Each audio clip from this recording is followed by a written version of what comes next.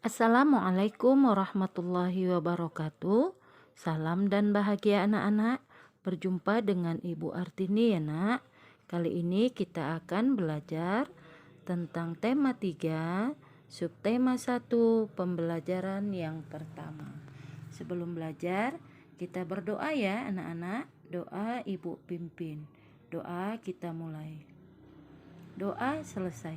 Anak-anak hebat, kali ini kita akan bicara tentang rangkaian listrik. Anak-anak, lihatlah lingkunganmu di malam hari. Cahaya lampu bersinar menerangi jalan, sekolah, dan rumah kita. Listrik telah mengubah wajah dunia. Tahukah kamu siapa tokoh yang berhasil menemukan mesin pembangkit listrik? Dan bagaimana lampu-lampu di rumah dapat menyala? Anak-anak, tahukah kalian proses perjalanan arus listrik pada lampu-lampu di rumahmu? Iya, anak-anak, penemu arus listrik adalah seorang yang bernama Michael Faraday. Beliau adalah tokoh penemu arus listrik. Nah, anak-anak, bagaimana arus listrik bisa sampai ke rumah kita masing-masing? Arus listrik adalah gelombang elektromagnetik, yaitu gelombang yang dapat merambat meski tidak ada media perantara. Gelombang elektromagnetik terbentuk dari hasil perubahan medan magnet dan medan listrik yang terjadi terus-menerus. Proses tersebut kemudian memicu terjadinya arus listrik yang kemudian kita kenal sebagai arus listrik. Arus listrik dihasilkan oleh generator raksasa pada pusat pembangkit listrik. Arus listrik tersebut disalurkan melalui jaringan listrik tegangan tinggi berupa jaringan kabel pada menara-menara tinggi yang menuju ke gardu-gardu penerima di berbagai daerah. Dari gardu penerima, arus listrik kemudian disalurkan ke rumah penduduk dan berbagai tempat yang memerlukan. Arus listrik yang diterima di rumah kemudian disalurkan melalui rangkaian kabel listrik di dalam rumah. Rangkaian kabel tersebut umumnya berada di atap untuk tempat dudukan lampu atau dinding rumah untuk saklar dan colokan listrik, tempat menghubungkan berbagai macam peralatan elektronik seperti televisi, kipas angin, dan kulkas. Rangkaian listrik di dalam rumah dapat berupa rangkaian seri atau rangkaian paralel. Rangkaian seri dan paralel merupakan jenis-jenis rangkaian yang dipakai untuk menyambungkan dua ataupun lebih komponen listrik sehingga menjadi satu kesatuan utuh. Bila dilihat dari cara penyusunannya, rangkaian seri disusun dengan cara bersambung atau sejajar dan rangkaian paralel disusun berderet. Contoh rangkaian seri dalam kehidupan sehari-hari adalah lampu senter. Rangkaian yang disusun seri pada lampu senter adalah baterai, karena hanya terdapat satu lampu pada senter. Hal tersebut yang menyebabkan lampu senter menyala sangat terang, namun baterainya cepat habis.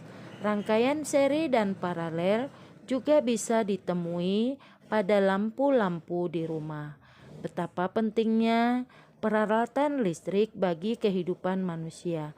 Tanpa listrik, tentunya kita akan mendapatkan banyak kesulitan dalam mengerjakan aktivitas sehari-hari. Namun demikian, kita juga harus tetap bijaksana menggunakan listrik dalam kehidupan kita sehari-hari. Untuk lebih jelasnya, kita bisa memperhatikan rangkaian listrik berikut. Ini adalah gambar saklar. Saklar sebagai alat yang dapat menyambung dan memutus arus listrik dalam rangkaian listrik. Dan yang ini adalah baterai. Baterai berfungsi sebagai sumber listrik. Kemudian, kabel listrik sebagai konduktor yang dapat mengalirkan arus listrik. Lampu berfungsi mengubah energi listrik menjadi energi cahaya. Anak-anak, rangkaian listrik dibedakan menjadi rangkaian terbuka dan rangkaian tertutup. Yang ini adalah rangkaian listrik terbuka. Saklar tidak terhubung sehingga arus listrik tidak mengalir. Sedangkan ini rangkaian listrik tertutup.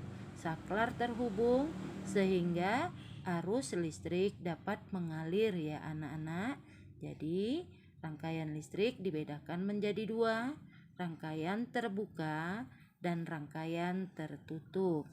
Anak-anak, rangkaian tertutup dapat dibedakan menjadi rangkaian seri dan rangkaian paralel, dan gabungan antara rangkaian seri dan rangkaian paralel disebut dengan rangkaian campuran. Rangkaian seri disusun secara seri dan tidak bercabang aliran listriknya. Sedangkan rangkaian paralel, rangkaian yang disusun secara bercabang aliran listriknya. Ini anak-anak gambar rangkaian seri dan rangkaian paralel. Ciri-ciri rangkaian seri dipasang secara bergantian atau berurutan, tidak bercabang.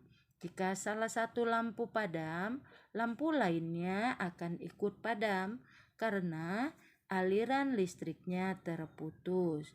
Contoh alat listrik yang dirangkai secara seri adalah senter. Ini lihat, perhatikan anak-anak, lampu senter baterainya disusun secara seri karena lampunya hanya satu ya anak-anak. Jadi yang disusun secara seri adalah baterainya atau sumber energi listriknya anak-anak. Lalu kemudian kita akan membuat rangkaian listrik seri. Ingat kembali, rangkaian seri alat listrik disusun secara berderet atau secara seri dan tidak bercabang. Pada rangkaian seri, jika salah satu lampu padam, lampu lainnya akan ikut padam karena arus listriknya terputus. Perhatikan anak-anak, ini gambar rangkaian seri. Pada rangkaian tersebut, kedua lampu disusun secara seri. Jika lampu satu padam, maka lampu yang kedua juga akan ikut padam. Rangkaian seri dapat digunakan pada senter dan lampu hias. Rangkaian seri pada senter, ini dia contohnya ya anak-anak. Lalu selanjutnya kita akan membicarakan tentang alat listrik yang ada di rumah kita. Apakah atau adakah alat listrik yang dirangkai secara seri? Coba sebutkan anak-anak.